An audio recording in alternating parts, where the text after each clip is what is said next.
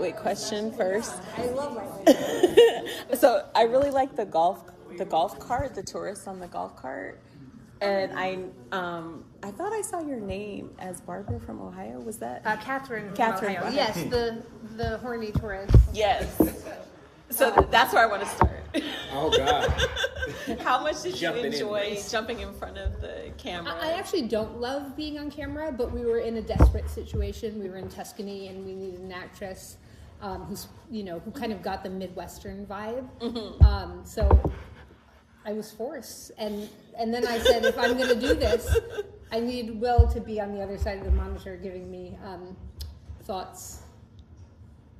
100% true story. Whatever she said, no embellishing in that at all. And Will, how much did you enjoy watching her as Catherine from Ohio? Love. It was so much fun. She was running them off. Like, there are things that she said that we couldn't use in the movie or the bloopers. PG-13. Changed the rating of the movie. Same for the DVD. Yeah, exactly. The red band DVD.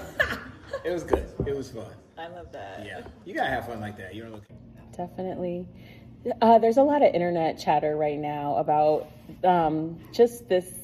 I personally feel like it's an outdated concept, but the idea about whether or not Black-led romantic films can perform globally. And I just wanted to know from your perspective, do you think that this is actually a real concern, or is it just this outdated assumption that keeps getting recycled? I wish it was outdated. Yeah. I think it's still very relevant. Yeah. I think that, Hollywood for a long time has had major diversity issues. Yes. Diversity in terms of people of color, diversity in terms of gender. Yes. It has just not been as liberal as of an industry as it is and professes to be. It has not been a bastion of equality and fairness when it comes to having a diversity of voices telling stories. Mm-hmm. So the way that manifests is that you have a paucity of films that are told through a particular lens, that are told highlighting a particular perspective.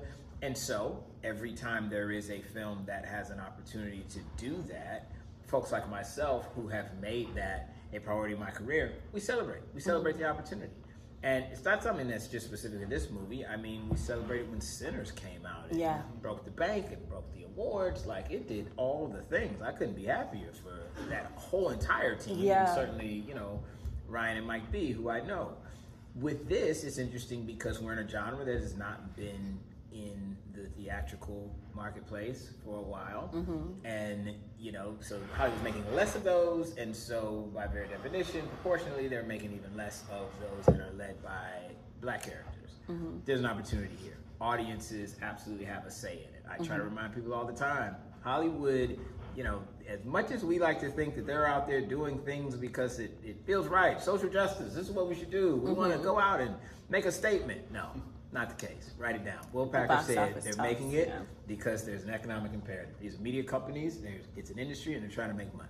And so if this comes out and it works and it is successful financially, I promise you, there will be other studios going, hey, where's our RomCom? Mm-hmm. Mm-hmm. Where's our Yumi in Tuscany? Mm-hmm. What's Cat Coiro doing next? Mm-hmm. Talk to me about reggae. Halle Bailey, what else has she been in? Like, that's how the conversations work. It's a reactive industry. It has been for a very long time.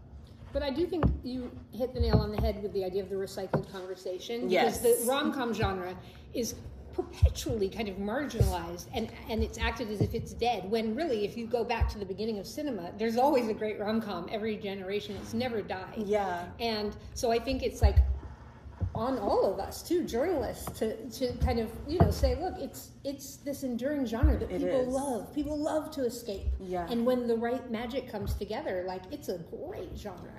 I wanted to ask about both Michael and Anna being part of a really strange club, which is the Dead Parents Club, and they do have a bonding that happens over that. Grief is such a powerful thing, but the film never gets dark. It adds a layer of depth to their relationship. But how did you keep it from, creeping into darkness and keeping it light and keeping it sweet? Well, we talked a lot about not wanting them to trauma bond. They fall in love because they appreciate each other's magnetism and personalities, and they each bring so much to the other person's life. Mm-hmm. So they're not falling in love because they've both experienced tragedy. Yes. And that was really important. Like, it's one element in their story. Mm-hmm. And I think a lot of times people you know, in narratives become defined by grief. And that's just not true.